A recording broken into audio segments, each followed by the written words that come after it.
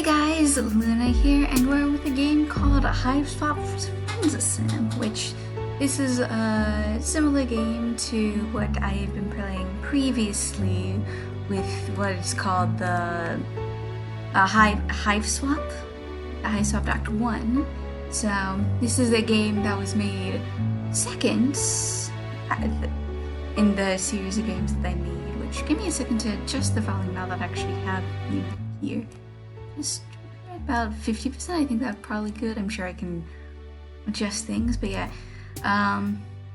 Andrew Hussey, which is the same who's the same person who made Homestuck in the previous game, and here's just some of the people who helped with making the things and the character designs and whatnot, which all very good people. So,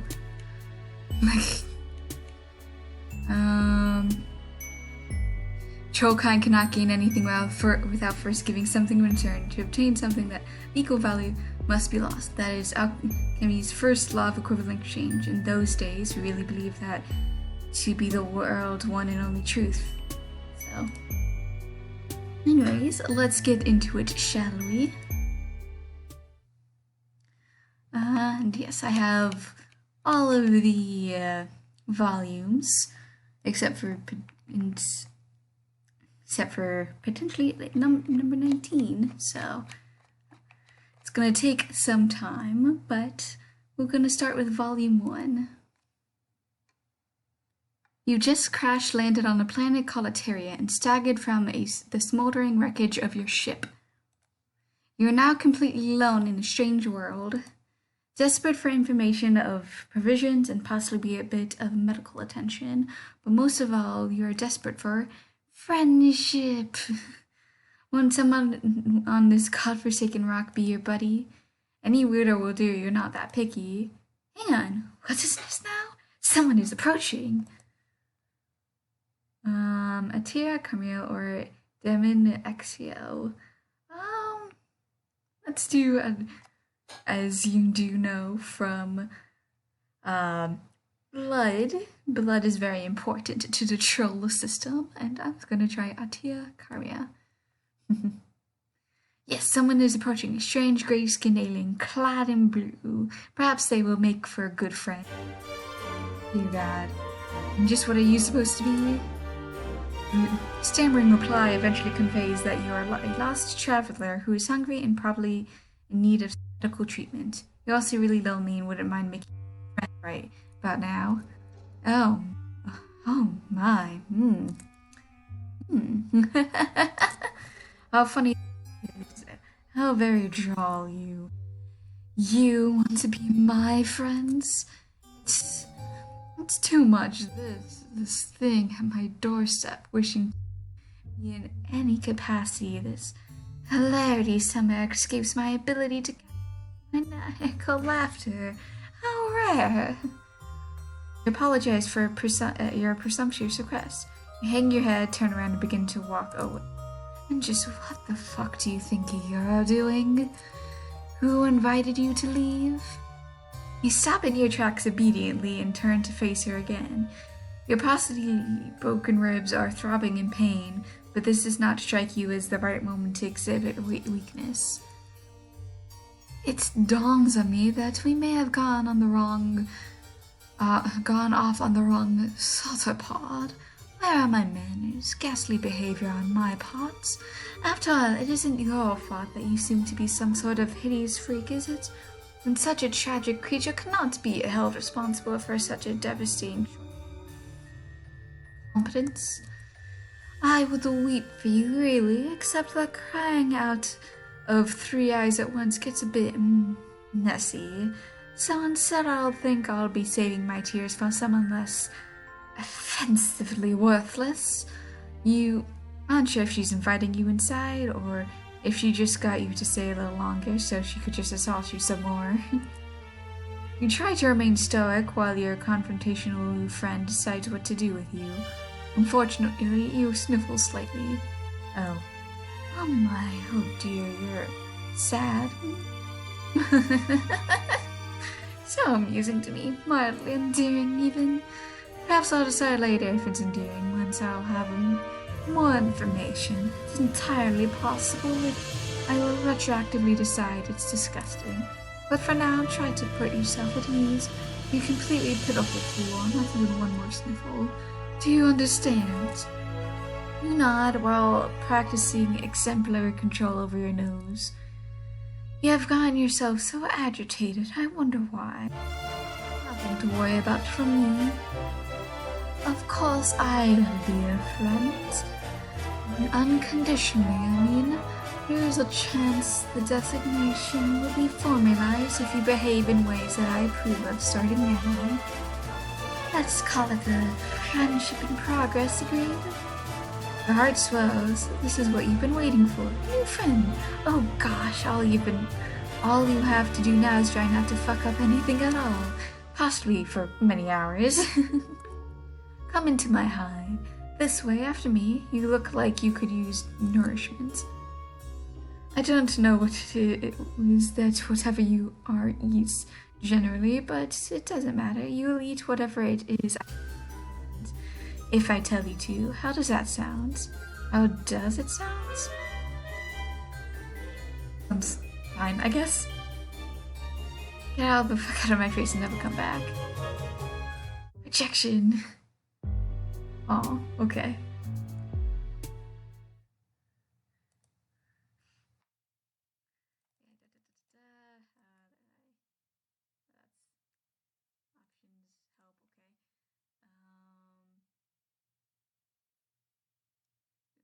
How do I... Okay, so it's tab to dialogue skipping, so close menu. We already saw everything? It sounds good, I'll do whatever you say. Obviously, it sounds good. You'll definitely enjoy it. You'll enjoy everything I provide you with and tell you to do. I can't imagine any sort of negativity or disagreement coming from one of my friends. I will say that we share this philosophy when it comes to friendship. You say, oh yes, absolutely. You nod as enthusiastically as you can without aggravating your broken ribs. You consider giving her a thumbs up as well until you realize one of your arms is probably broken too. You try to make sure she doesn't notice though. It would probably leave a bad impression. Come with me. There's something I need your help with. You follow her into her hive. It's a bit gloomy in here. You suppose she's going to fix you something soon, as promised. You pass through her kitchen and out the other side to another room. Okay, you guess dinner can wait.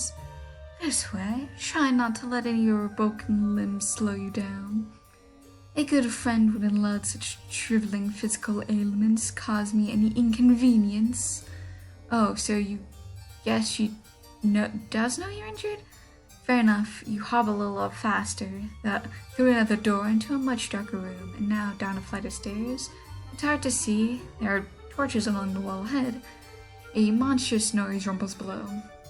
Don't mind her. She's always just hungry. She's always hungry, though. What's that? You're hungry too? Well, I've not forgotten. What sort of piece of shit friend do you take me for?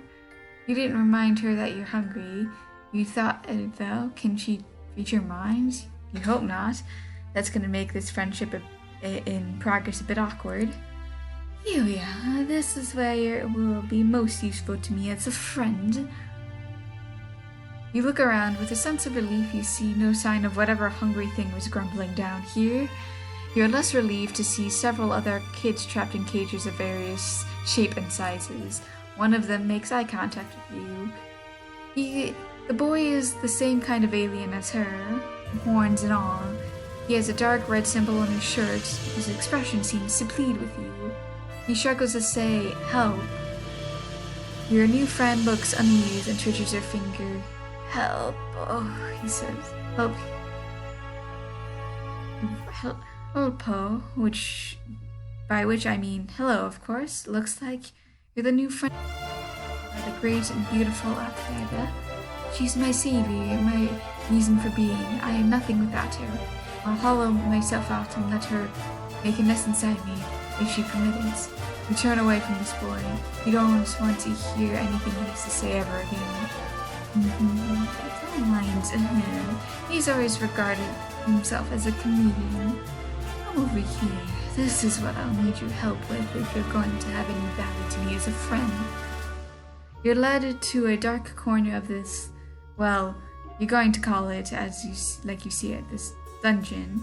Your new friend has a dungeon full of sad, suffering children, and presumably a monster lurking somewhere in here as well. It's not ideal. Then again, social he chooses. I've been having an awful time with it. You can do it for me, it'll save me the time. You look at the thing in question. You doubt she's been having an awful time with this.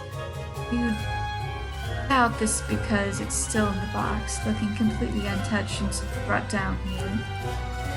A box containing a table that looks ominously like it's designed to keep a person strapped to its surface. I will need you to assemble it. Use a screwdriver in case you need it. I will assume other required tools are contained within the box. You take a screwdriver, non-broken object. This isn't exactly what you had in mind. You don't know what you had in mind, really.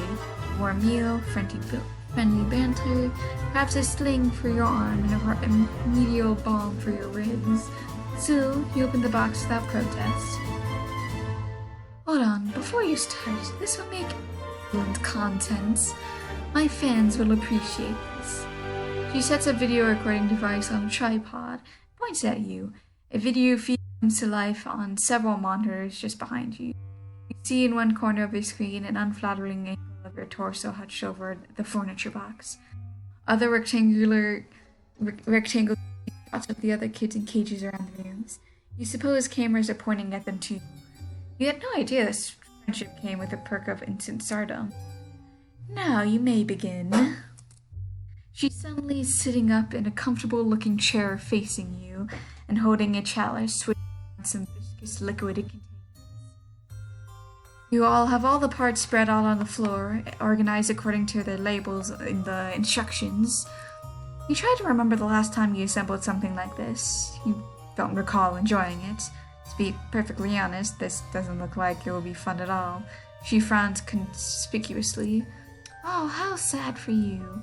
I'm sorry, is this activity not to your liking?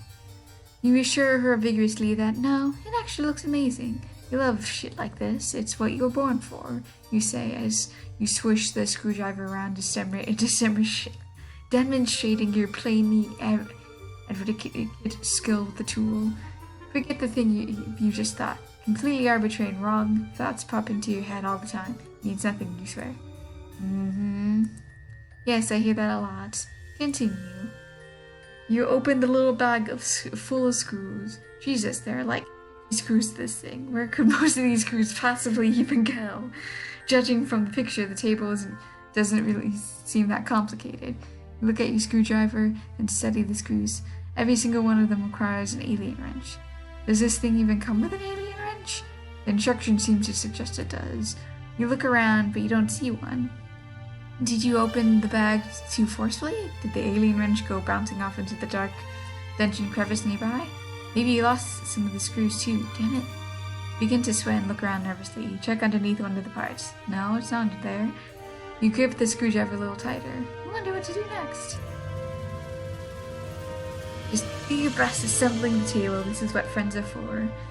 You decide it would be best not to complain about the missing alien wrench. Your friend would probably consider it bad form, and you'll just make do, and you can twist all the screws by hand as best you can. Broken arm isn't making this any easier. You favor the other one and prop pieces into leaning against each other while you nudge them into position with your legs so the screw holes can line. It's really frustrating work, and you're not going to lie. So I'm gonna save here just so that I can go back to this really frustrating work, not gonna lie. So, as you're twisting in the first screw, the groove slips and the screw gets stuck. And you've already turned it too tight. Now it's hard to get out, and you twist it in reverse harder, but your fingers slip and the table pieces start to slide. They're going to fall. You react to catch them, but it's too late. The heavier piece over and slams you in the broken ribs on the way to the floor. It hits the floor with a bang. The stuck screw pops out and goes bouncing 10 or 15 feet away, settling deep underneath a piece of dungeon furniture. God, you're probably gonna need to get that, you hear? And you hear light chuckle. Good. Shakes another sip from her chalice and settles even more comfortably into her chair. Is she enjoying this? You think she's enjoying watching you struggle to put a little too much. Nevertheless, you continue. A friend is a friend, and you don't like to let your friend down. You've committed yourself. You will get the screw out from under there a bit later. Maybe when you need the final screw, You turn your attention back to the table pieces and try a different strategy. Place the biggest part, the platform, flat on the floor. Legs would be pointing upward if they were attached. You position one leg in the right spot in alignment with the holes. Sit on the table platform and steady the leg with your feet. You grab another screw and concentrate. She sounds so pleased. It's strange, you admit, for watching this sort of activity to make someone so happy. But you also have to admit to taking a certain pride in it. It's wonderful, actually. Feel useful, wanted, important even, if only somewhat manually. To a great new friend who has put away for your talents to improve her life. Out of the corner of your eye, you notice one of the cage kids reaching his hand. He's concentrating. Then you notice the screw you lost slowly setting out from it underneath its hiding place. Nice! Everyone's working like a team down here. Tia does not look at the kid but sneers a bit. She reaches toward him and he appears to have trouble breathing. After a moment, you notice the screw slowly slides back under the thing. She then releases him from his breathing problems, resumes her pleasant expression and takes another sip from her chalice. You guess that was against the rules? You decide to make a note of it. Your friend runs a tight ship down here. You respect that. About an hour later, you have all 4 legs on, plus some other accoutrements attached. You wrestle mightily with the thing to get it upright, using your only good arm. It seems she may have forgotten about the final missing screw. You doubt the table needs it. You decide you won't bring it up if she won't. You give it a test. It's pretty wobbly since you're only able to tighten the screws with your bare fingers, but then again she doesn't seem to mind. She reclines and has a look on her face which makes her appear absolutely enamored of your handiwork. She has finished her drink and the chalice is on the side table. Some awful looking thing crawls along on the floor toward her. It looks like some sort of spider, the size of an average dog. Its abdomen is precariously large.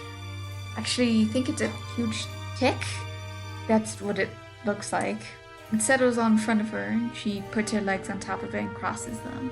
It settles under their weight and grumbles. Let's try it out, shall we? You shrug and sit down on the rather rickety table. You're about to lie down, but she interrupts you. No, you fool, you absolute fool. What do you think you're doing? That's what I meant. Get up. You stand up embarrassed. Again, without looking at the cage kid, she raises an arm toward him and beckons.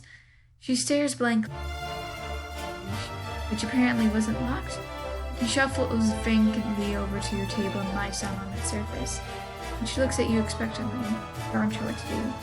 What? You didn't think I would be playing table stickball on that thing today?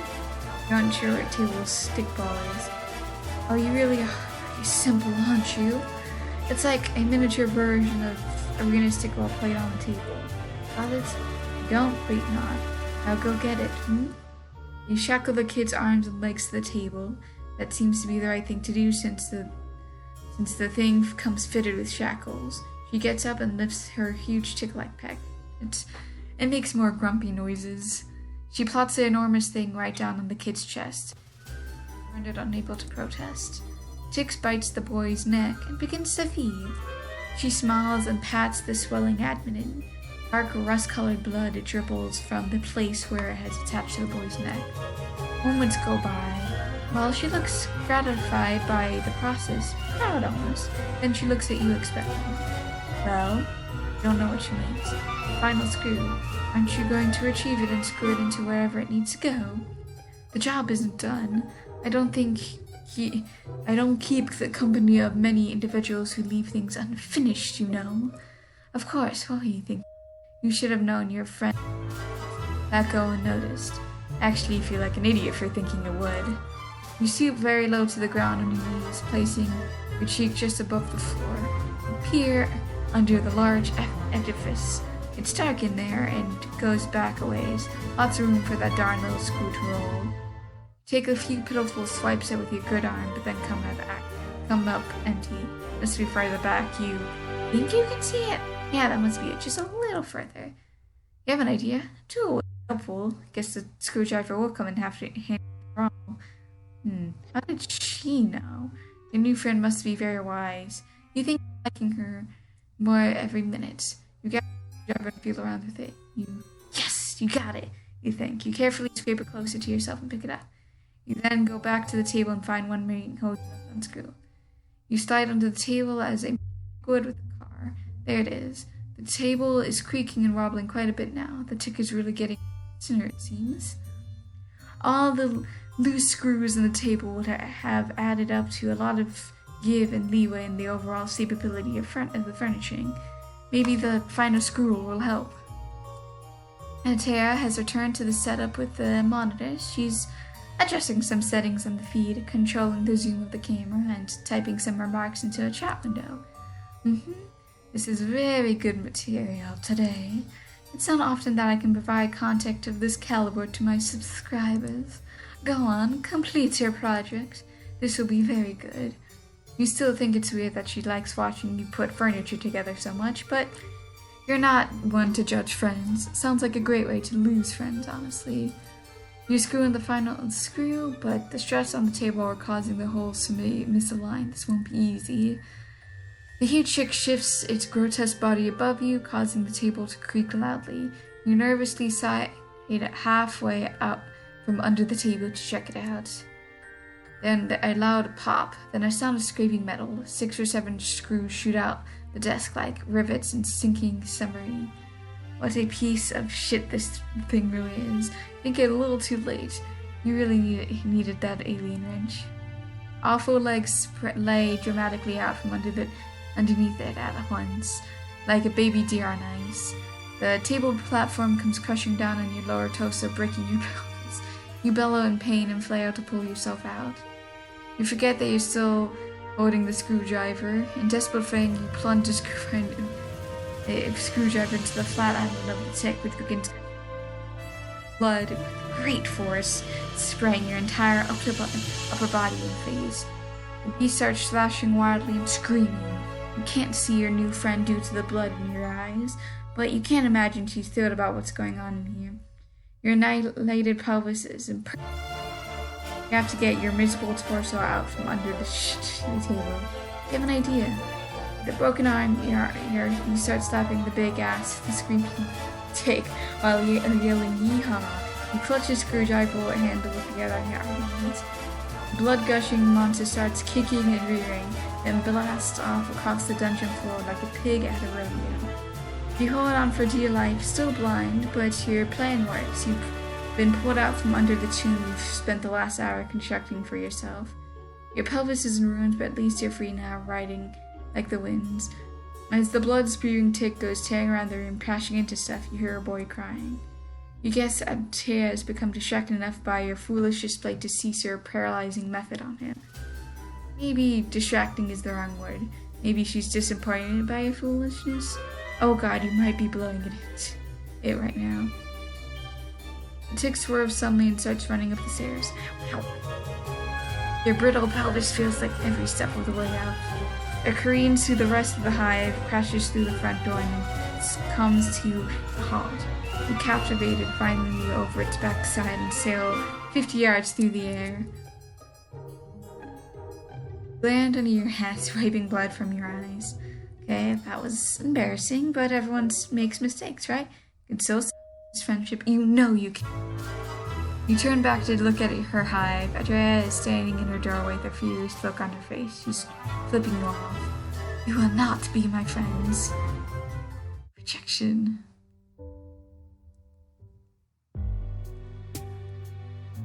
Loaded. Get the heck out of there. First, you clear your head and try and think innocent thoughts. Lovely clouds in the sky, ironing some clothes, a winning touchdown pass from sports. Andrea's long black hair spilling over her cloak, wait, this innocent thoughts. Shut it down. There's no time to thinking, you have to act. You hurl the screwdriver and run. She calmly lifts a hand toward one of the kids in the cages. The kid tenses up and lifts a hand in the direction of the screwdriver. The screwdriver freezes midair, right in front of Andrea's head. You run up the stairs. She tries to finger. The cage kid does a full body spasm, and the screwdriver goes toward you. It stabs deep into your leg, and you buckle over, tumbling backwards down the stairs.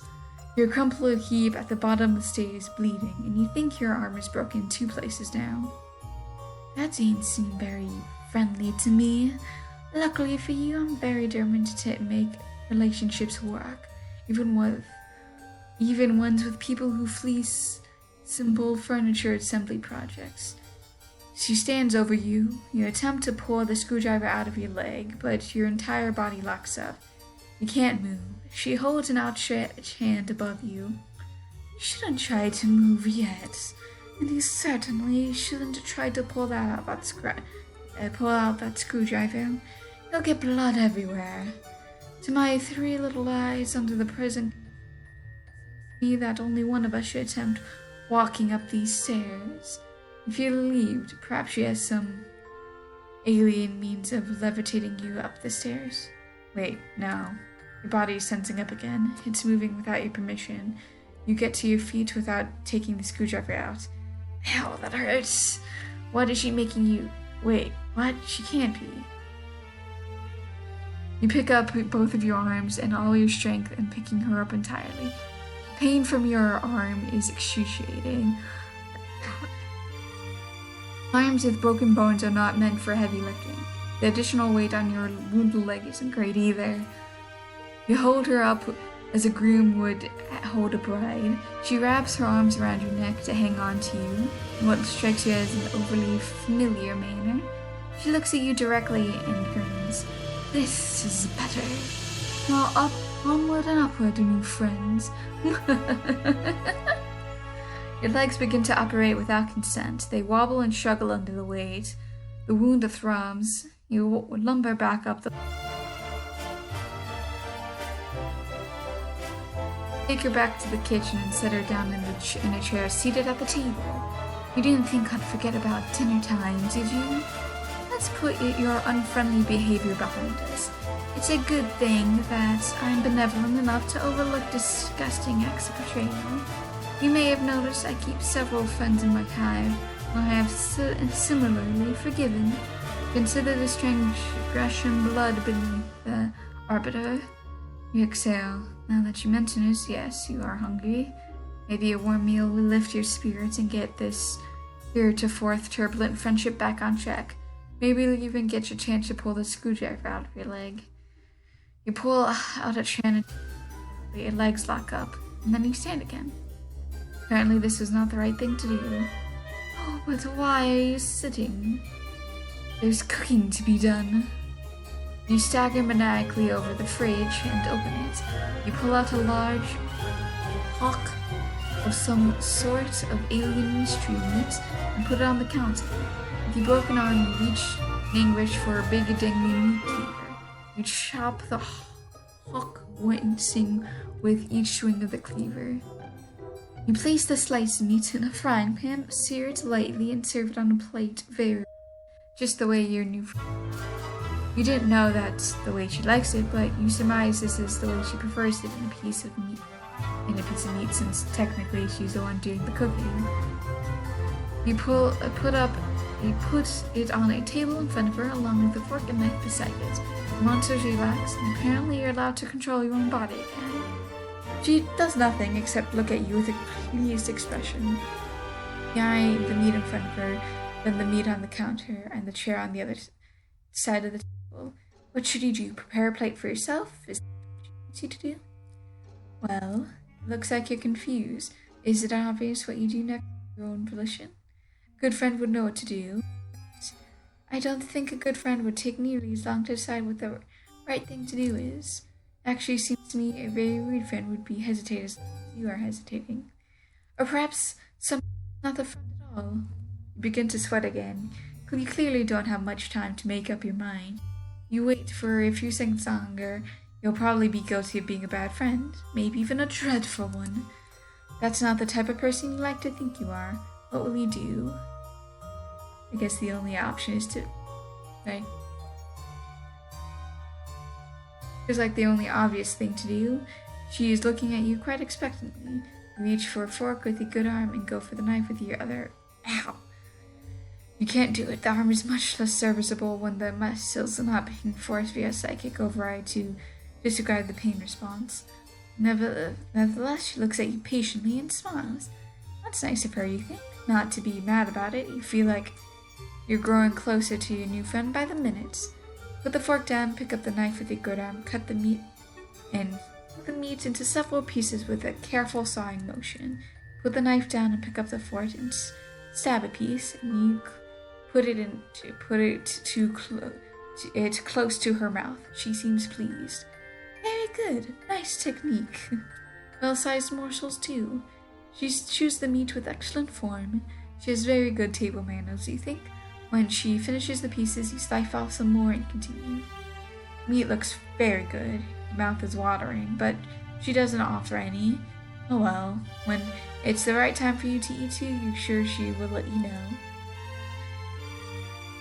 The meal is finished. There's no more meat except for the few pieces of unchewable gristle, which you did not try to feed her. That would have been thoughtless. Very bad service. She reclines and steeples her fingers, looking quite pleased with how her evening has gone so far. You're unsure why she's laughing. Did you do something funny? Oh my. What a fool. You point at yourself, wondering if she's referring to you. You don't know what you've done that was foolish. If so, you're still not sure.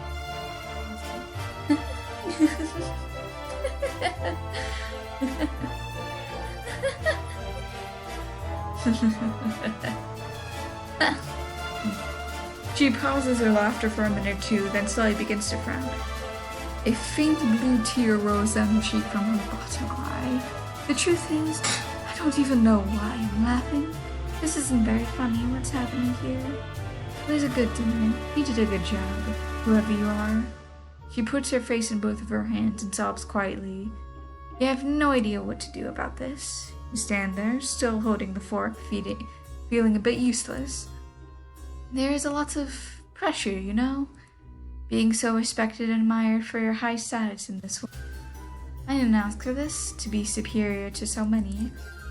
Much is expected of you, much is presumed about what your personality will be before you even develop one. You work hard and build a brand based on only what you think people assume you should be like. Sometimes I wonder, am I even good at being sinister? Could I be more sinister if I tried harder? Maybe this is not my true calling after all. Begin to offer words of sympathy. Seems heartbreaking to you. You're a poor new friend, but your jaw muscles contract and your mouth shut and vomit. Guess it's not your turn to speak yet? Okay, that works for you. You like to be a good listener to your friends. But what has happened if I changed my brain? If I stopped being so sinister online? My friends and my followers would deride and reject me. My superiors would lead to me alive. If I show weakness, if I scale back on my bloodthirsty content, will I incur the scorn of a wise-ass clown? The wise clown led from Homestuck with 100 million subscribers? Will I be in a cage someday, listening to a fucking fool honk his horn for likes? No, I must persist. How lonely is it to know that this is all I can do until the day I leave this planet? I have no material or sensory comforts left for me here. Till I can get on a ship and fly away, pain is my only solace.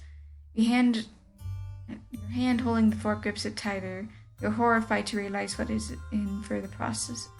You realize what it is in the process of doing. You bring it down hard on her hand, which is placed flat on the table. She doesn't flinch or react in any way.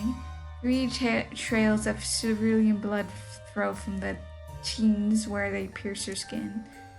That wasn't friendly, you think, but then again, you weren't the one who did it, were you? You're so confused. My subscribers are not real friends. They only adore me for my sinister content, the show I provide, my wicked, infectious laughter. I get jealous of them sometimes because they get to watch my content. It must be thrilling, I think, but maybe I'm just jealous of them because they get to be people who they aren't me. It's just, I apologize if you cannot relate. She pulls the fork out of her hand and lays it gently on the plate of gristle you didn't feed her. The people downstairs in the cages aren't my friends either. They act like they're my friends though, and sometimes I can even believe it, but they don't really want to be friends with me. Nobody does. The only person who has ever really wanted to be my friend, who ever tried to be, is you. You clear your throat and point to yourself innocently. That's it. I've decided. You've passed the test. You will become my friend, officially. As such, I think a reward is in order. You're overjoyed. Your heart starts racing. You can't believe it. New, real friend. But you don't have much time to enjoy this achievement. Your body is doing something again. You bend down in a strained motion and pick up a plate and fork. You position the plate over your wide open mouth and scrape all the amazing gristle and begin chewing. It's virtually inevitable. Your mouth humors the act of chewing for 2 seconds, and then you swallow all of it whole in one painful gulp. Tastes like friendship. Friendship. And that is where I'm going to leave this episode of Hiveswap Friendship off. I hope you guys found this at least a little amusing. Have a good day, night, week, months of your life, and may the stars forever guide your path, forever might lead you into the future.